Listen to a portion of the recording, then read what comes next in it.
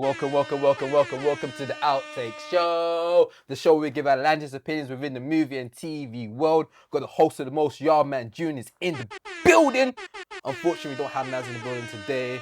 She had Naz is going through it, man. Life be lifing, work be working. So she's in recovery mode right now. Shout out to her, man. But yo, if you heard a voice in the building, that means you know what?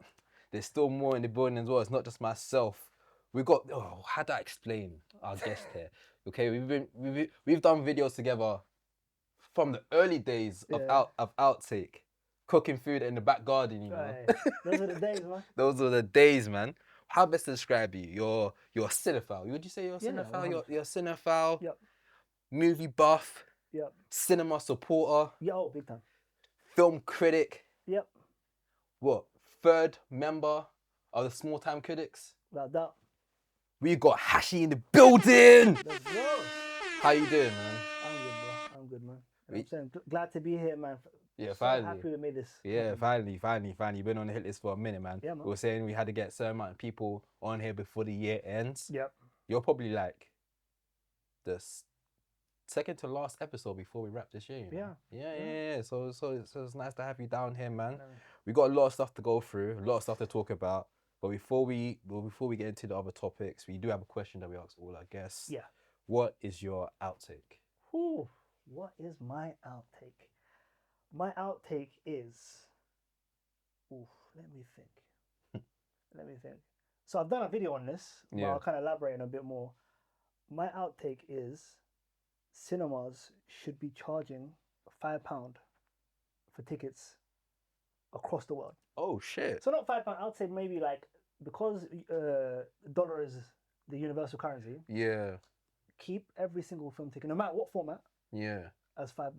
Oh wow! Across the world, yeah, and that number does not rise with inflation. Yeah. So anywhere you're sitting, doesn't matter what type of chair it is, it's all that one price. IMAX is $5. Oh. Equivalent. You know, I'm not too mad at that because in a weird way that supports cinema because then there's no like classes when it comes to cinemas. Like anyone can go. Yeah, and also like if you think to every year when we have Cinema Day here in the UK. Yeah. Cinemas are heaving to the point where they have to turn people away. Yeah. So imagine that every single day. Every single day. You know what I'm saying? Now, would that make them financially? Would that help them? That would, because more people would come to cinema. There'd be more exposure to cinema. There'd be more, eyes on it. Social media would be buzzing every single day, every single weekend. Every single opening weekend would be crazy. Yeah, and I'll definitely experiment with the screens a lot more. I'll do the Screen X. I'll do the one with the ones on the side. I'll do 4DX with the sound effects and the throw water at you. I'll do all of that if I know it's all one price. And even if the capitalists, all the shareholders, all this kind of stuff say, oh, we can't do that. That's not financially feasible. How about you just make it for Thursday, Friday, Saturday? Oh yeah. That can work. That can work for the like for, off-peak days or for something. the people that love capitalism. You know what I mean? Have that the bottom part of the week. For real. Be be cinema. More people go kind of thing. Yeah, you know. And if that happens, I'm telling you now, Mohammed Hashi. Yeah. He says cinema. You know what I'm saying? I always say cinema. Put it on the board. We get sound effects ready for that.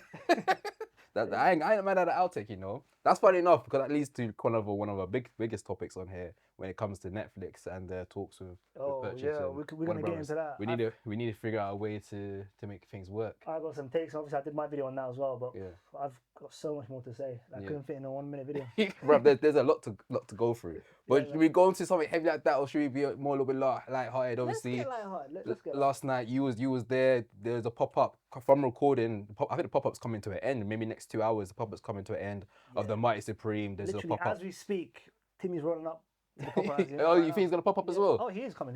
He's active. So if you don't know, we're coming to the release of Mighty Supreme. Here in the UK, they announced they're doing right now a pop-up for the most wanted merch probably this year. Yeah.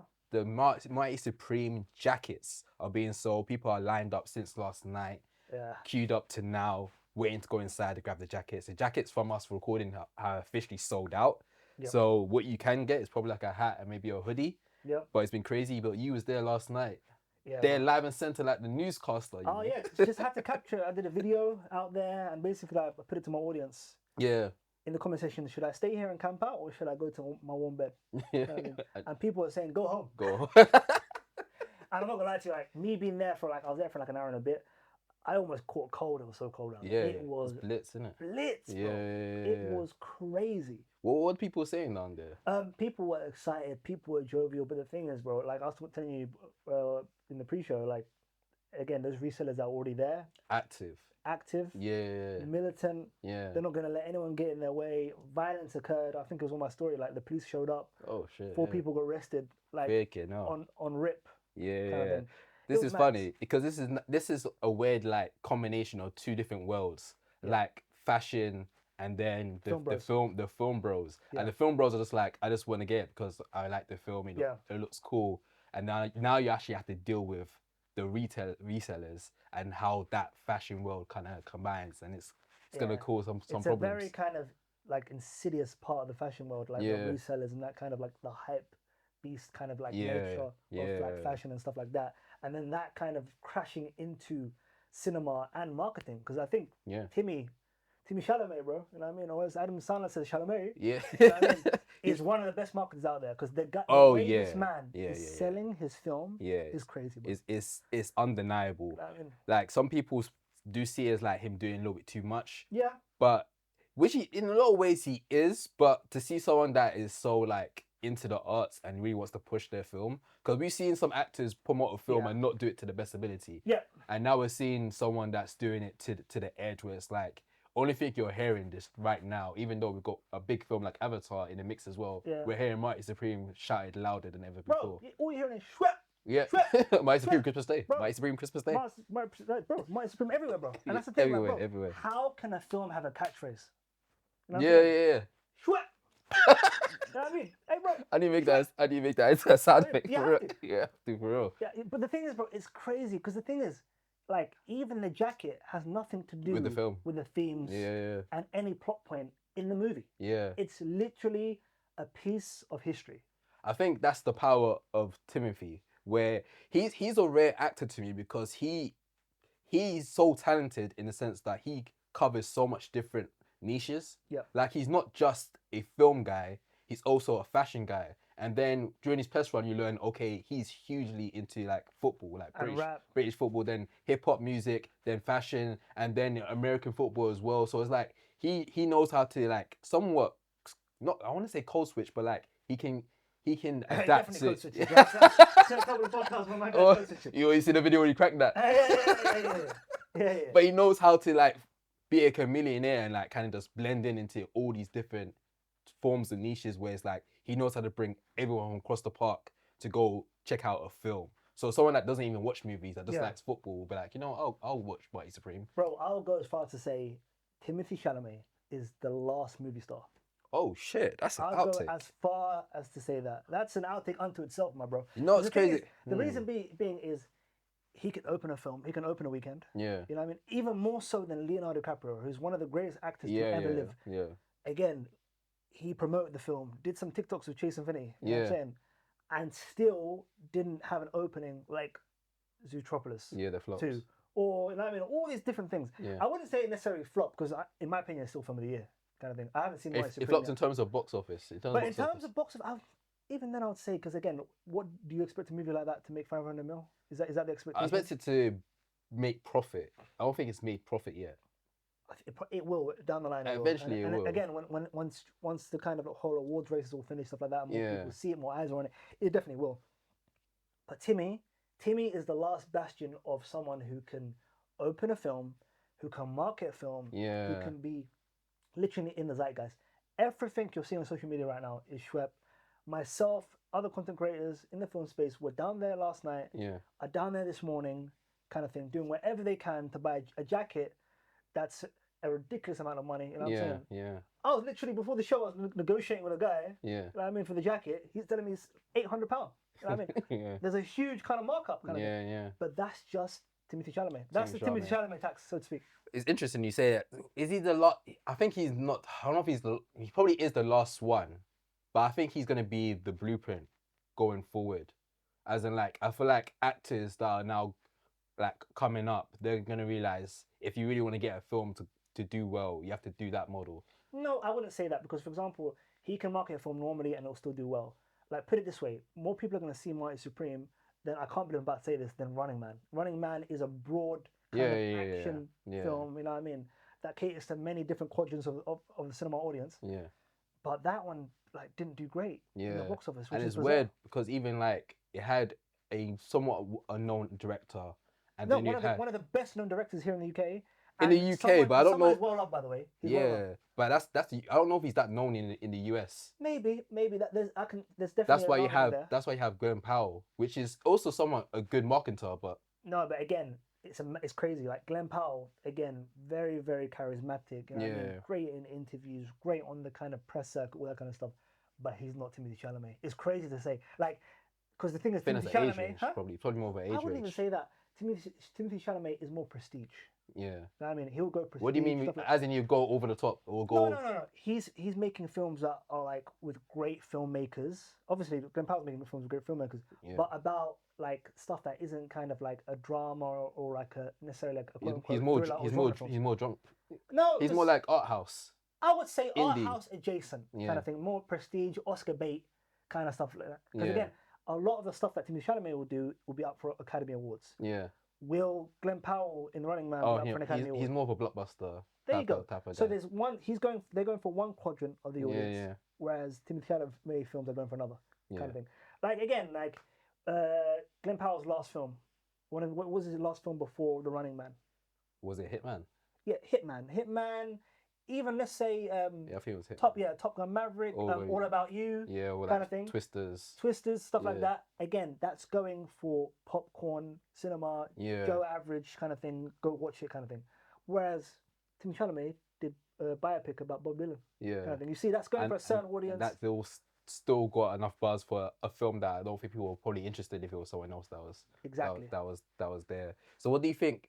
Do you think Timothée Chalamet should be the blueprint, or is it just this is just a one-off? I would say I wouldn't necessarily make him be the blueprint because again, I don't really see Timothée Chalamet being in like an action film, stuff like that. Yeah. Running around and putting on, you know what I mean, Yeah. like 10 kg of muscle and stuff like that. I don't really see him doing stuff like that. Yeah. I see him taking on very like tough roles, stuff like that, like historical roles, stuff, you know what I mean? All that kind of stuff, sword and sandals, you know what I mean? Costume drama. Yeah. That's his kind of bag. Kind of thing, you know what I mean? Little Women, Yeah. Lady Bird, The King. Yeah. You know what I mean? The June, stuff like that. Big properties. Would you say huge properties? Would you say he's one of the best actors of this generation? He's very good. Or He's a up very good there? actor. He's a very good I'm actor. I'm kind of like waiting for Marty Supreme to like convince me. I don't know if I've seen a performance that has convinced me as of yet. I thought June, he was very good in June. Yeah. I think he's very good in June. In The King, he was very good. I did was enjoy good his in The performance in The King. He was good in Call Me by Your Name. I've seen that. That was cool. That was a good performance. But I think the one where I was like, he was good in it. Yeah. Bob in Complete Unknown. But I just feel like the plot of the film and the actual overall story and what they decided to capture, it wasn't good enough. kind of didn't do him any service. Yeah. Okay. So Timothée Chalamet has now made Mighty Supreme a Christmas anthem. It's dropping on, I think in the UK it drops on Boxing Day, which is such a shame. Like it feels weird for the drop Boxing Day, but I guess now it should be normal because in America, like cinemas open on Christmas Day, Boxing Day, all that kind of stuff is normal.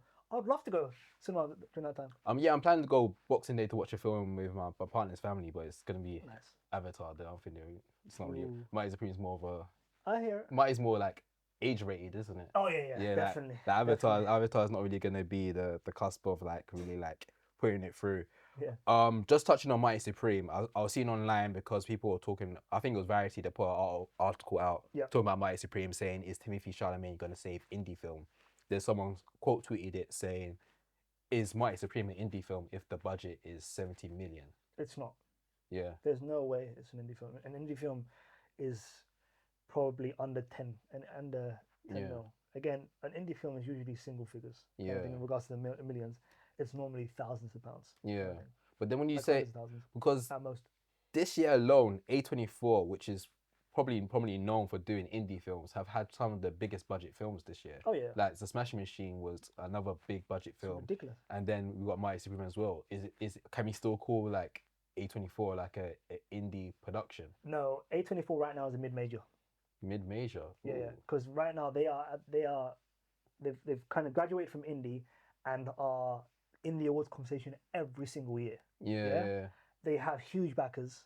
they're working with huge production companies. Again, they've collaborated with Brad Pitt's production company Plan B. Plan B for a minute. You know what I mean? Yeah. Like multiple times, kind of thing. So what do you think about A24 going forward then? Is it still a production company that we can look forward to if it's not really in the indie scope? No, they have a lot of great people in that organization, and they're making great choices in regards to the films that they decide to make. Yeah. I think they're always gonna make some good films, and I think it's good that they're increasing the budget so they can get great filmmakers to make films that they've always wanted, which are more for a broader audience, kind of thing. Yeah. And I think that's a really, really good thing. Yeah. Kind of thing. But to call it an indie film is crazy. Like, even for example, like Anora with Neon, again, another kind of like distributor kind of studio who were kind of into indie films, and also graduating to mid-major and won a multiple Academy Awards as well. Yeah, of course. Like, the budget for Anora was like 16 mil altogether, including the marketing for their Oscar run. Yeah,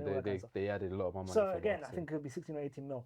So that tells you kind of thing that like how much money they're putting, how much money they're getting because of how successful they are as well. Yeah. Fair as well. My Supreme's coming out on Boxing Day. It's Christmas Day for the Americans, I guess. Yep. It's already getting a lot of talk. People are saying this is the movie of the year. So a lot of people are saying this is Timothée Chalamet's best performance. I think anything in life, you have to always remember recency bias. Yeah. Again, that's what you think. Because again, one bad after another. For me, are you saying that's the movie of the year? I'm still saying that's movie of the year. Even though Sinners was movie, and I was like crossing my arms, like impress me one bad after another. Sinners is freaking number one. Yeah. I watched it 5 times. Impress me. Yeah. And it did. I couldn't believe how good it was. Yeah. How do you feel that now people are deeming one bite after another as a film bro film? I just think it's like so reductive. The film does so many things on such a great level. It's got many great action set pieces. Yeah. It's talking about very, very heavy themes in a very smart and articulate way. It's kind of going into the black experience in such a unique way, kind of in revolutionary that's what people are arguing against, though, by the way. And in regards to kind of how black women are seen, all that kind of stuff. Yeah. I think everything you said in terms of like, I think the story upon it essentially being a father trying to get his daughter back. Yep. I think that's nailed to a T. Yep. I think the cinematography and the art house themes in it, supreme. But I think there's probably an argument against the black themes and how they depicted how black women are depicted. Yeah, in the film for a director that essentially is married to a black woman. Yeah. Yeah, so I guess that's where the debate on the thoughts of the film and because right now it seems like outside of Mighty Supreme, the Oscars or the award season is Sinners against One Battle After Another. Yeah, and One Battle After Another is sweeping everything. And one, you think so? No, it's sweeping. Oh, so far. In the awards kind of. Oh yeah, in terms of nominations and stuff. And I believe it will win Best Picture. I think it'll win Best Picture. You know, that's my call. I'm calling it right now. You know what I mean? Do you want it to win Best Picture? Yeah, I would. For me, we lost it. For me, I just feel like it did so many things in such an incredible way. And again, I'm not discounting Sinners. I think Sinners more than Sinners. I think Sinners is one of the best films. You watched it 5 times. Oh, it's incredible. Yeah. So you can't say One Battle After Another then. But I've watched One Battle After Another 4 times. I'm gonna probably watch it again when it goes digital. I'm gonna get physical media, all that kind of stuff. One Battle After Another can't win Best Picture, man. It will. Because the thing is, what about director? It does so many different things. Director, for me, I will flip a coin. I'll be happy either way. I don't know if it's that close.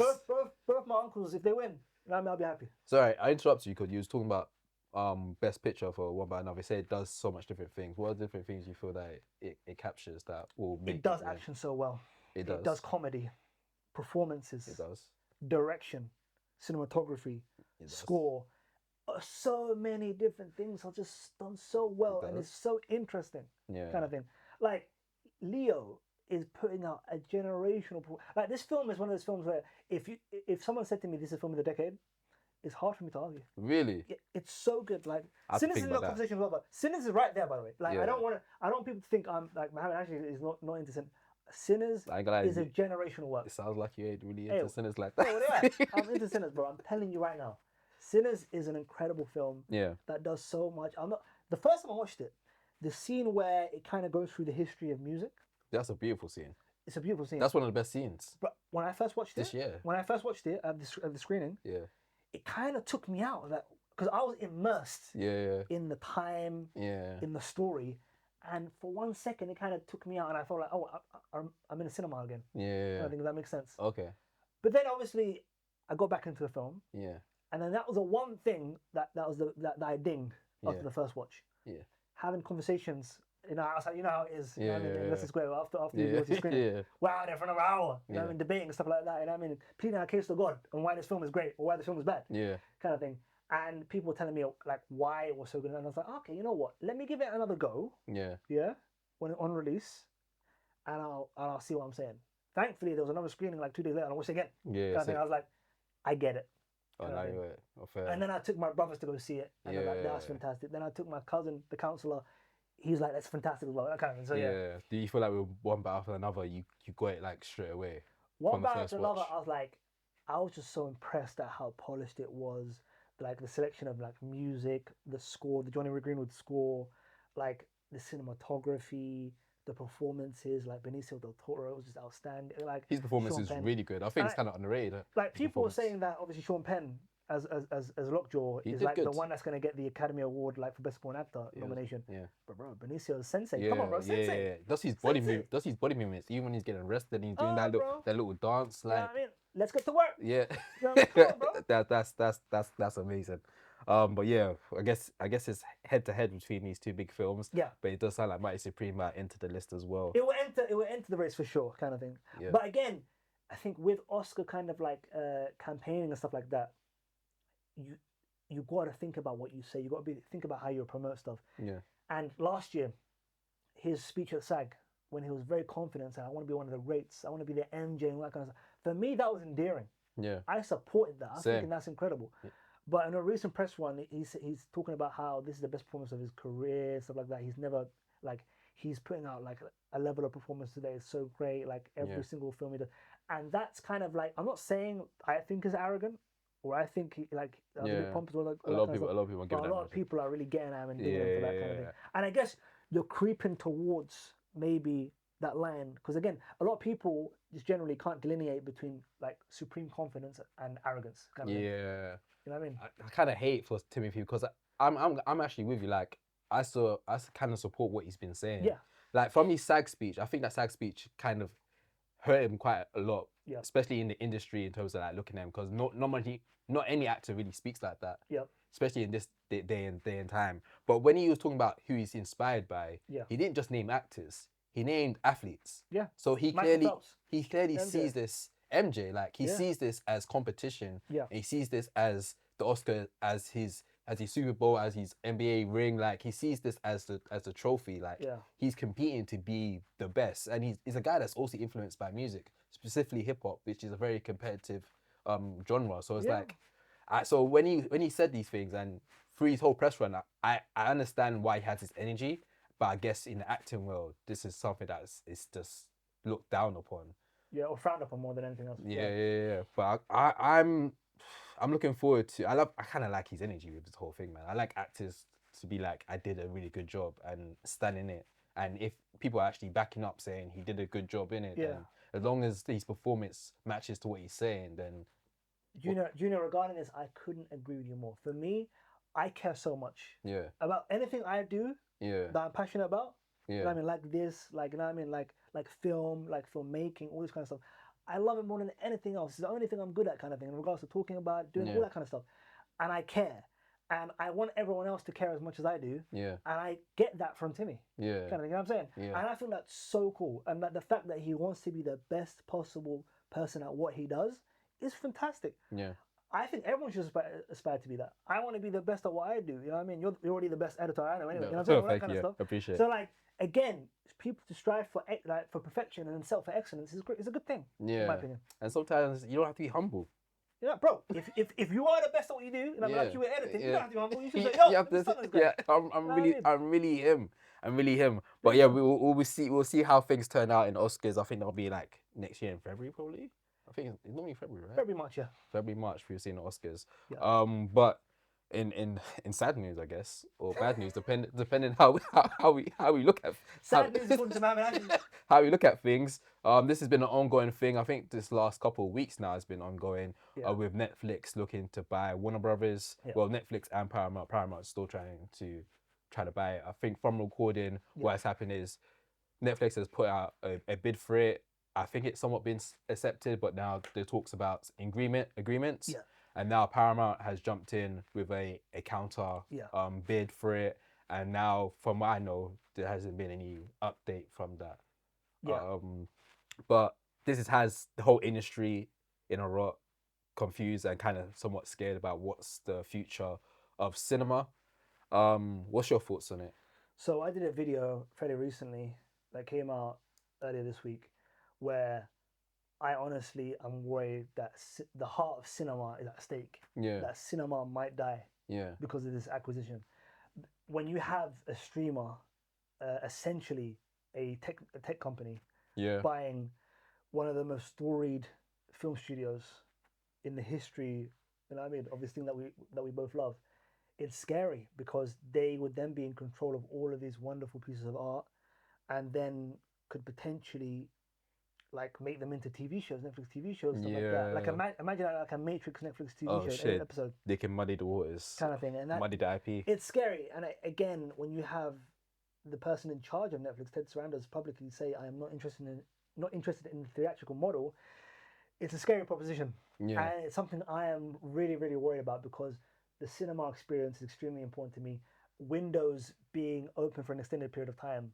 Like for me, I've always said like movies should be out in cinemas for 90 days.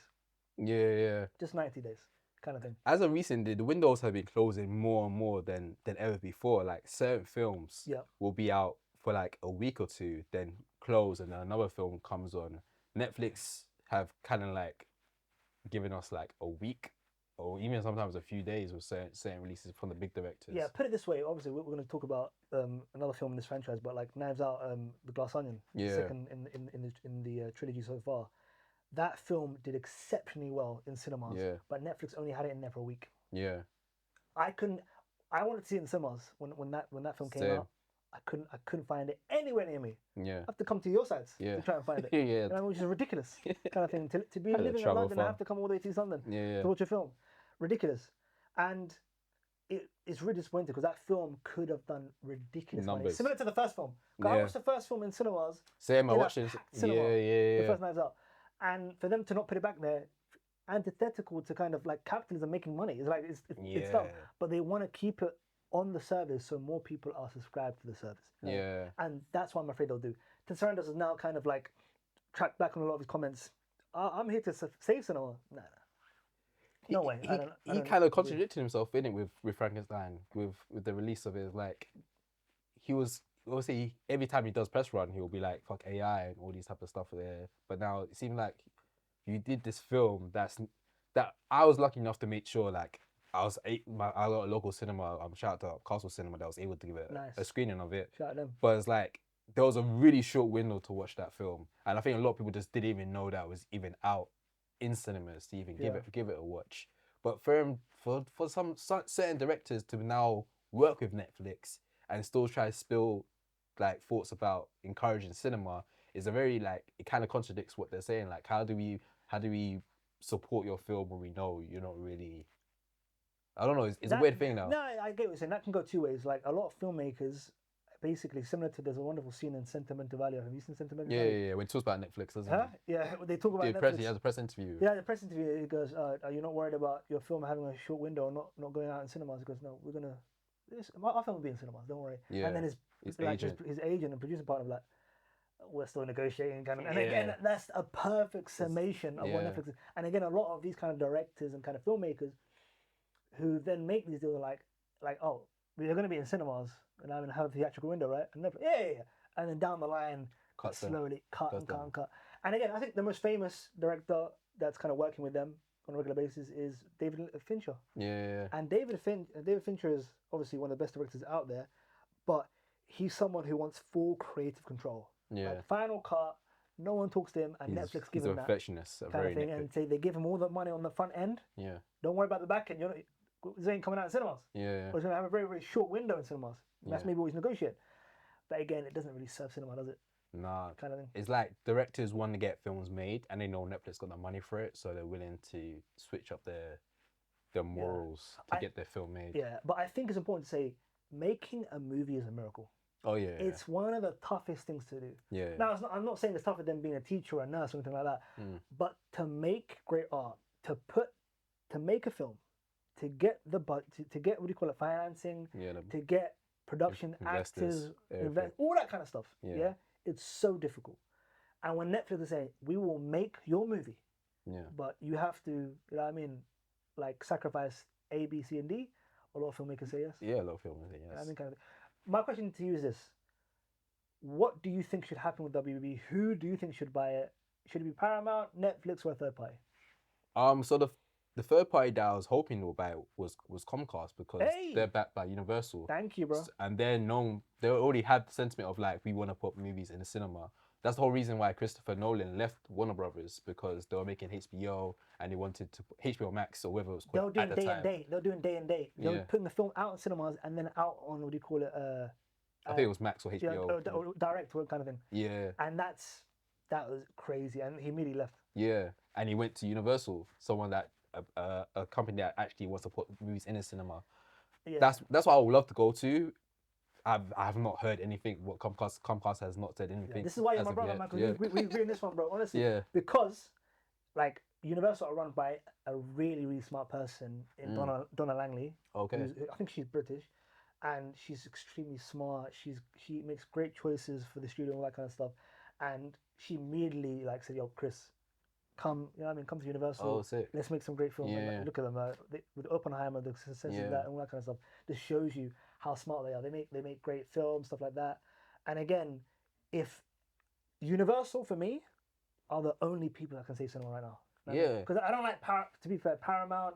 They're very kind of close to like Donald Trump and stuff like that. Very political. That's very scary. That's very right wing. Yeah. That really worries me. You know what I mean? It's not just because they, you know what I mean, the president hates Somalis. Yeah. But it just worries me that they can really kill cinema kind of thing. Yeah. So Universal, like, they're the ones who I hope can save cinema.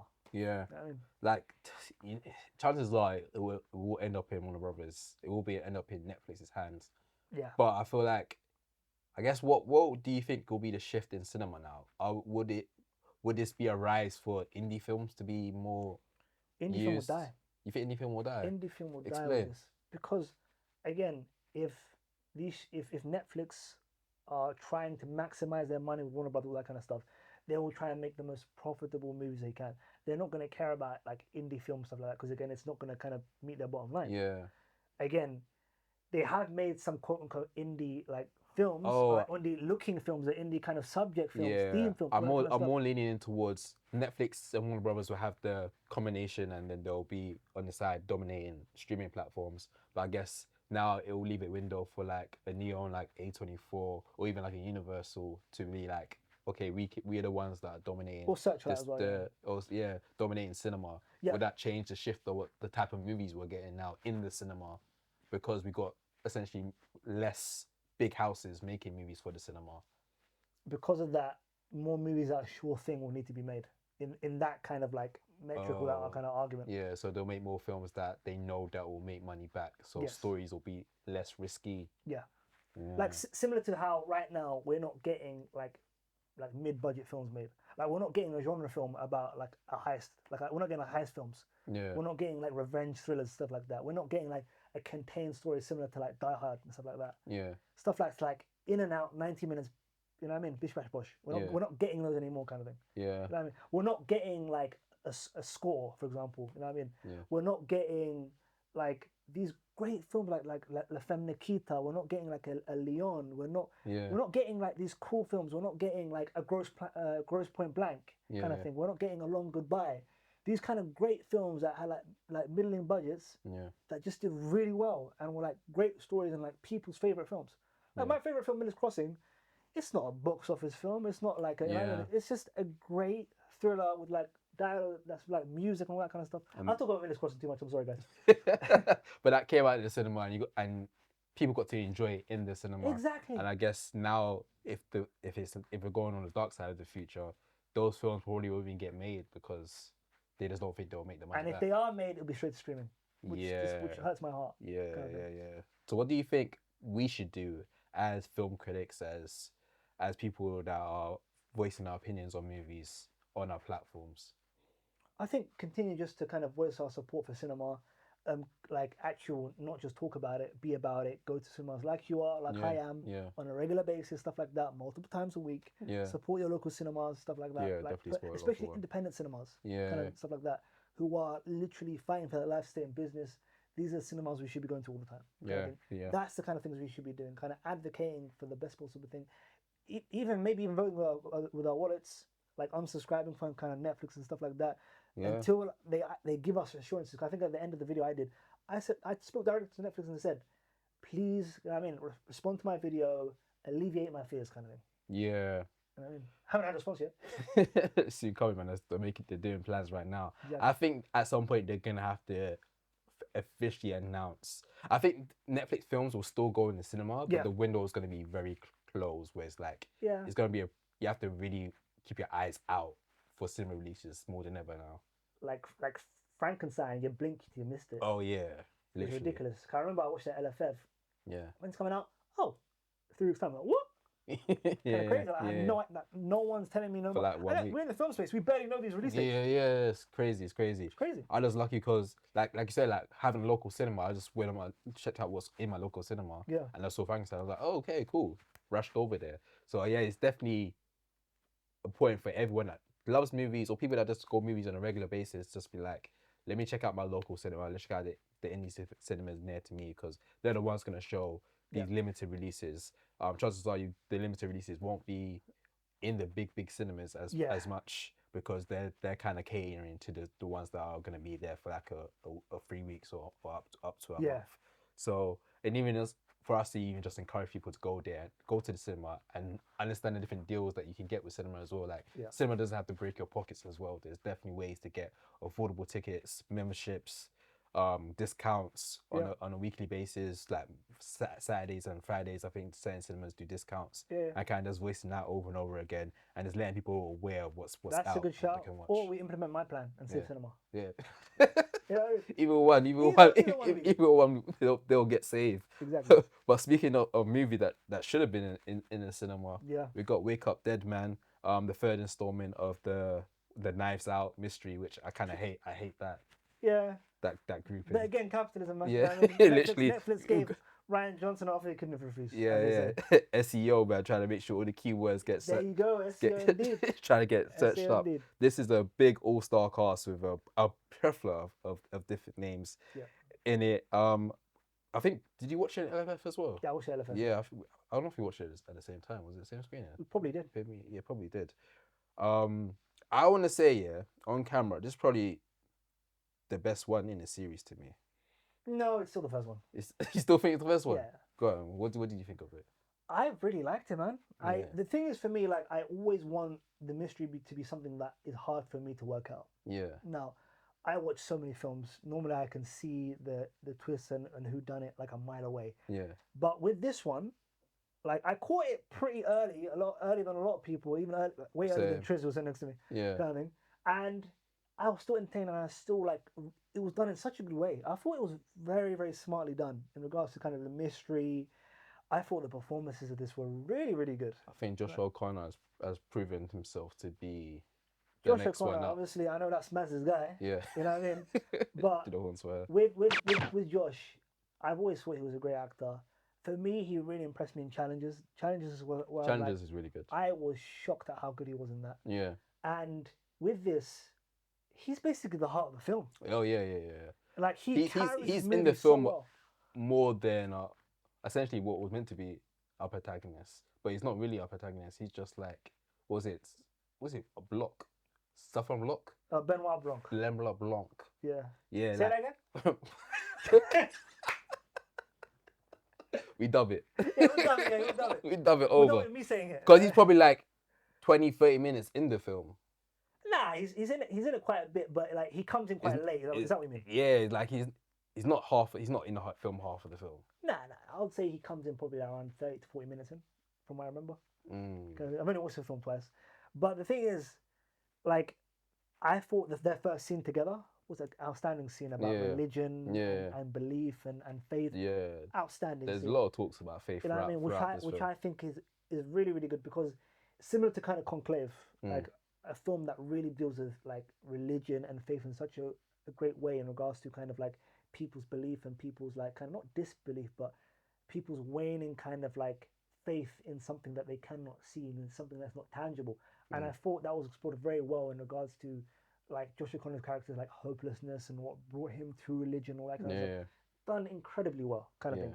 And how that then those kind of experiences that he had in his life then directly kind of coincide with the plot and how the movie moves and the decisions that are made and stuff like that. Because again, it really shows characters' agency and stuff like that. Again, this is a really well written film in my opinion. And again, the performances are so good. Glenn Close, Josh Brolin, who was outstanding. Yeah, he was great. Again, he was fantastic. Again, it's a really, really good film. Like I was very, very surprised at how much I enjoyed it.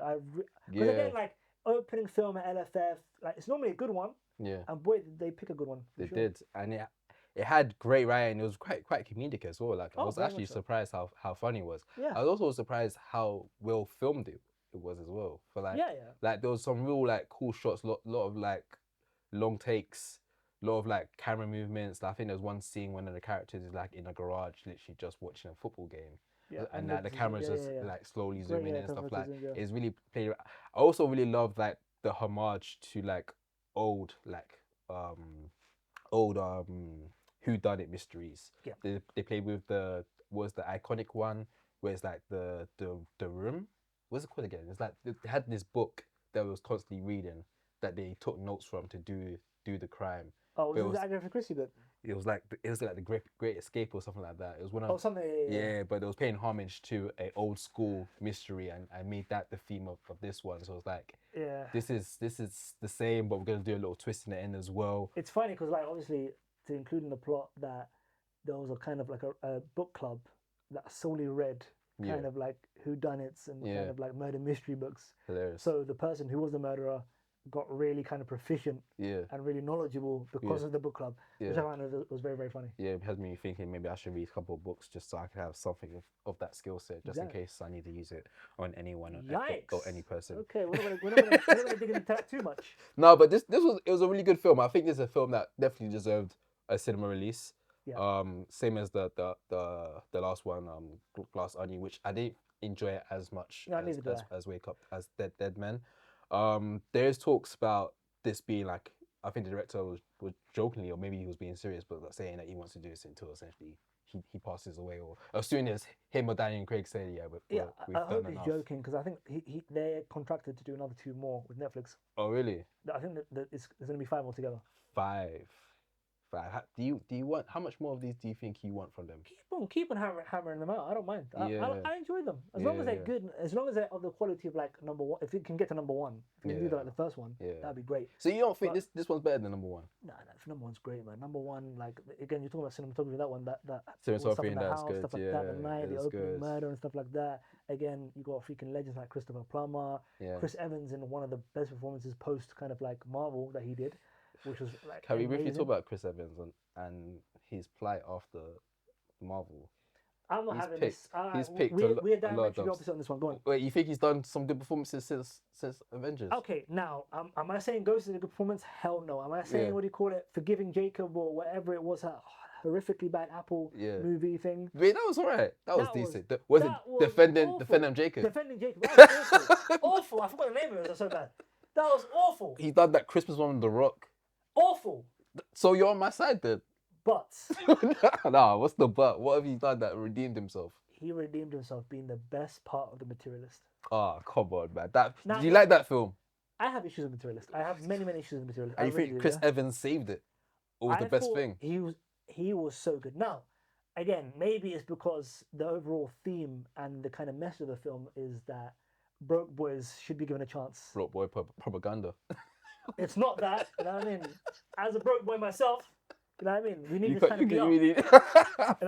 Fair enough. So, I didn't, but in all seriousness, I just think it's a good message, like, again, because there's a real culture, especially like on social media, where materialistic and people are very materialistic, and women feel as though they have to hitch their wagon to someone who is, I mean, extremely like financially, you know what I mean, well off. This is to true. Live some kind of happy life, whereas happiness is in the eye of the beholder, and happiness is what you make it. And if you truly love someone and want to be around someone, then that should be the person you choose, not, you know what I mean, piece of paper. You know what I'm saying? So if you can't get behind that message, then you haven't got two eyes and a heart, in my opinion. Okay, that is a good message. Yeah. But I think that film did a horrible job of delivering that message. I think maybe overall, but I think every scene that Chris Evans was in, he perfectly articulated a lot of the kind of themes of someone that is in that situation. And I definitely like sympathize, and I saw a lot of myself in that performance. oh, so that's what happened. Okay. No, I get it now. But Because just you're defending Chris Evans. I'm like, why are you defending Chris Evans so much? Now I get it. Because you saw his character spoke to you as like, you know what?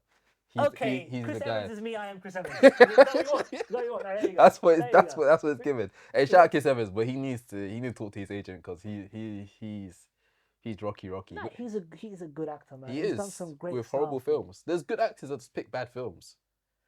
Ayo Edibiri, who I love, I'm a fan. She's picked some really bad films since outside the Bear. Junior, After the Hunt could be one of the worst films of the year. Oh, I liked After the Hunt still. I enjoyed After the Hunt. We went to the the premiere, the gala premiere at LFF. Nice, light flex. Trust me. Let me finish the story. Oh shit, okay. We left that screening, like there was something happening in that theater where the sound wasn't great. That was one thing. Oh shit. And brother, like everyone left deflated, disappointed. People wanted to run out. We were like, what the hell have we just watched? Yeah. Like so many confusing things with the cinematography, with the kind of like, again, you've got Trent Reznor and Atticus Ross, legends of kind of score, stuff like that. Multiple Academy Award winners. Made arguably one of the best scores of this year in Tron Ares. Another absolute doo-doo film. But that score, which I have on vinyl, by the way, that's a flex, is absolutely fantastic. And similar and completely antithetical and opposite, and something which I'm completely apoplectic about, is just how bad the After the Hunt score was. It was awful. It made no sense. It was out of place. And it was masking and getting in the way of one of the best performances of the year in Andrew Garfield. Andrew's performance was incredible. Was fantastic. Yeah. Absolutely overshadowed by a poorly directed, poorly scored. Damn. Gunshots. Damn.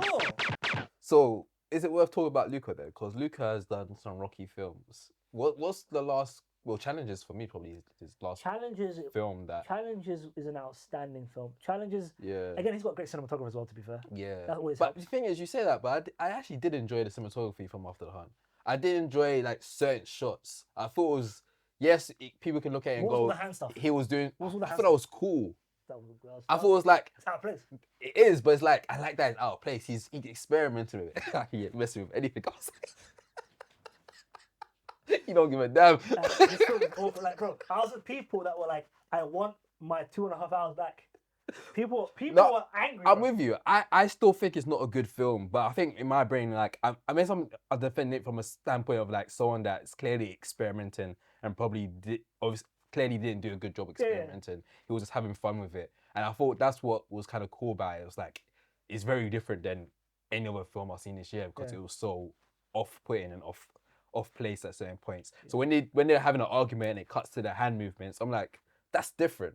I like it. Yeah. Okay. Fair enough. But to go back to your original point, Ayo Edebiri, this role, she was miscast. Yeah. In this role, number one, and also like again in regards to like actors choosing bad roles, her earlier this year choosing Opus was ridiculous. Yeah, I still haven't seen it yet, but I've heard some remarks saying it's not good at all. Yeah.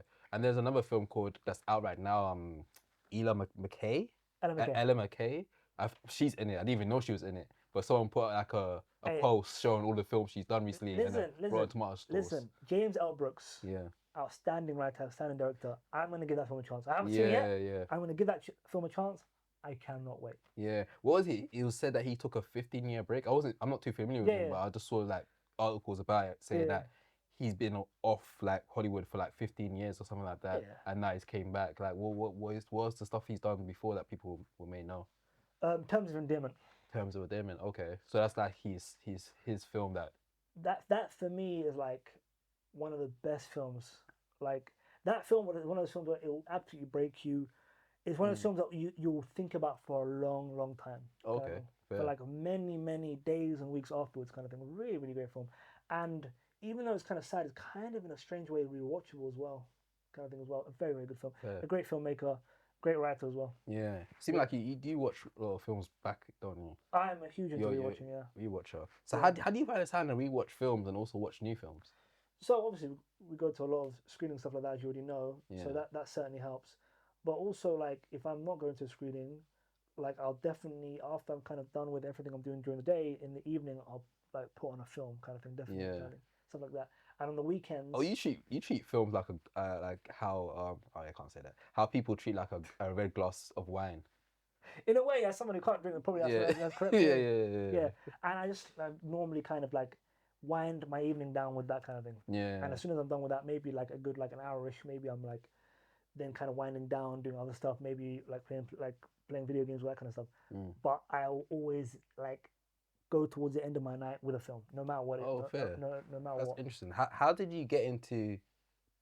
How do you get into movies? Because I deem you as a cinephile. Yeah. Because like the amount of movies you've watched is like out of this world. Yeah. So what led you into movies? Or what made you fall in love with movies? So I'm a school Somali kid from West London. So again, I haven't been around the world. Yeah. So the wonderful thing about film is it can transport you around the world. Yeah. It can take you to different times, different places, and into different lived-in experiences. Like stuff that we've learned stuff from film that we would never have learned, would never have known if we hadn't watched the film, kind of thing, and stuff like that. Yeah. And it can kind of teach you things about yourself. It can teach you how to act, how to live life. Like I always use this example as Groundhog Day, a film that fundamentally teaches you that being a good person, doing the right thing, ultimately something good will come from it, kind of thing. Yeah. And that's something that's beautiful, kind of thing. And there's many films that like have lived with me, have made me kind of realize things about myself, things about others, and all that kind of stuff.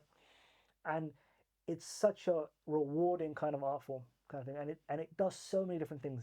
It can make you cry. It can make you angry. It can make you fearful and horrors. You can experience anxiety, like joy, like laughter, like extreme sadness. The whole kind of like crucible of kind of feelings and the whole gamut of kind of like emotions, modalities.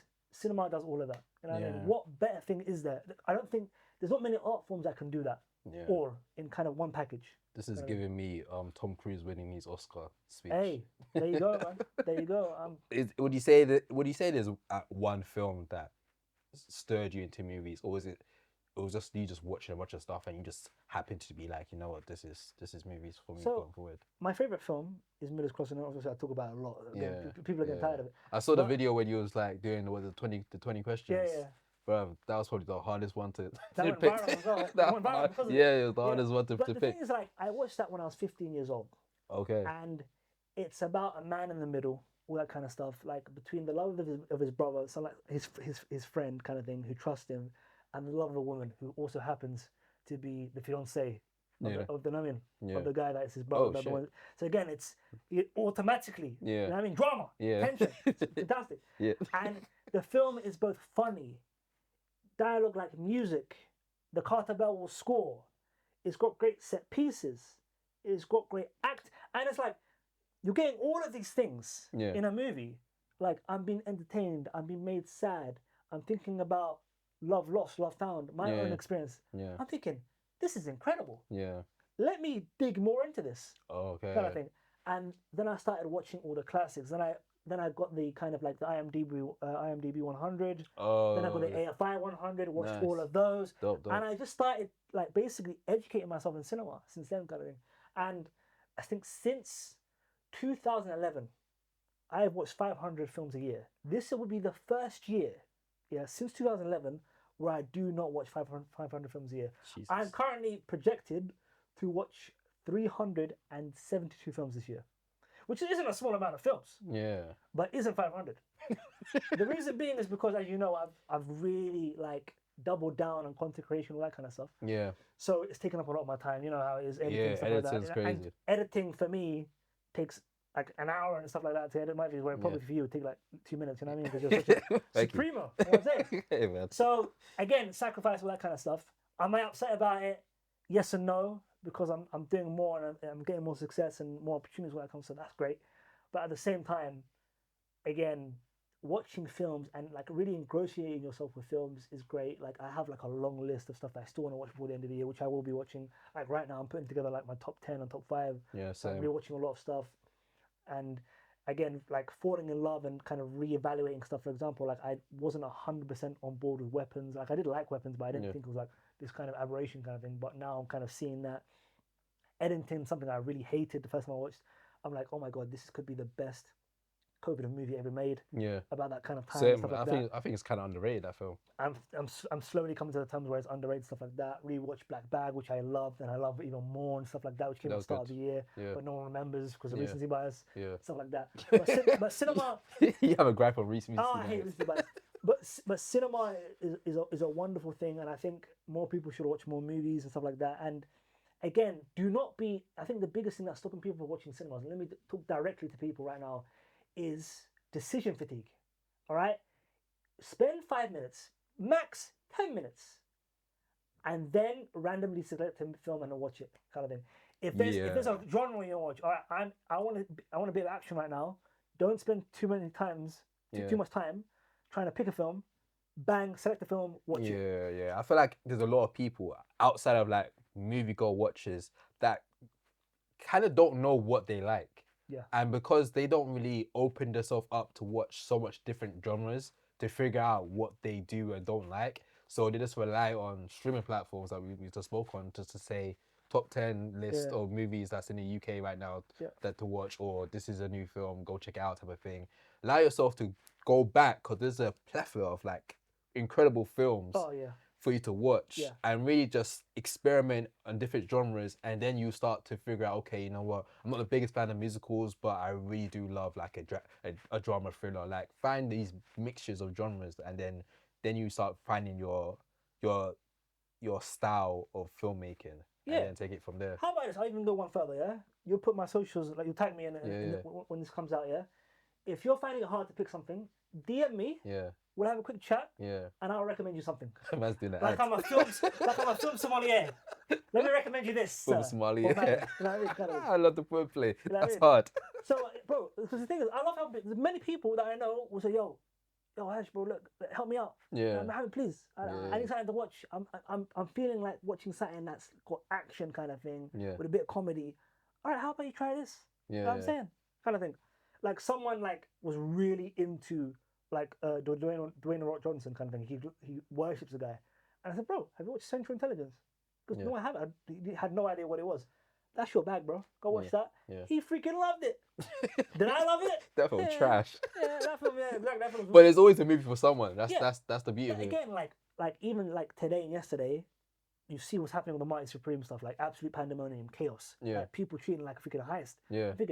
Now I'm feeling like watching a heist movie. Like tonight, I was literally on the way over here. I'm thinking, I'm feeling like watching like Le Cercle de Rouge. Oh shit! Yeah, black and white, wonderful heist, like French heist movie. You know what I mean? Let me watch that. That's hard. You know what I'm saying? And that's what the film I'm gonna watch tonight. No. Kind of thing. Oh shit! There You really be planning it through. There you go. That's sick, man. Before we wrap up everything, it will just because you kind of briefly spoke about it, and I think it's kind of good to just get how things are going on with yourself, but like the mixture of you now really diving into the creating side of things while also being a huge cinephile as well. Like how are you finding that balance? Is the creating the content taking away your love from watching movies, or how is it feeling for you? Oh, that's a great question, Junior, man. For me, it's not that. It's more of it's taking my time away from watching more movies. Oh. Because the thing is, I am not the greatest editor, as you already know. So I'm trying my best. No, you're getting there, bro. You're improving very well. Getting help, all that kind of stuff. The thing of editing is like, for a lot of people, for most people, editing is boring. I hate it. It's boring. It's not something you enjoy. You have to like fight for the fact that you're not enjoying this to make it good. So that's why, you know what I mean, I need everyone that's watching this, real Mohammed Hashi, go follow me on Instagram and TikTok. Yeah. So I can, you know what I mean, get my followers up. So I can hire one. There you go. Man's gonna hire one. I can hire Junior. You can help me That's out. a conflict of interest. Yeah, bro. I want to keep a black man employed. I knew he was gonna say that in this high one, but that's how most people start off, innit? They start off editing themselves, then they get someone else to the way as soon as I start like making money, like serious money off this. First thing. I'm gonna hire someone Yeah. and I'm gonna treat them so well. And I'm gonna Never leave. and I'm gonna be like, yo, here's the money. Take a bit more. Never leave me.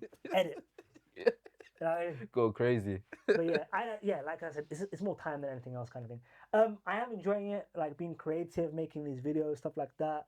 I have some fun ideas planned for today that I'm filming a bit later on tonight, Nice. tomorrow, and stuff like that. Yeah. And yeah, it's definitely interesting. It's a lot. It's kind of overwhelming. It's Yeah. extremely hard.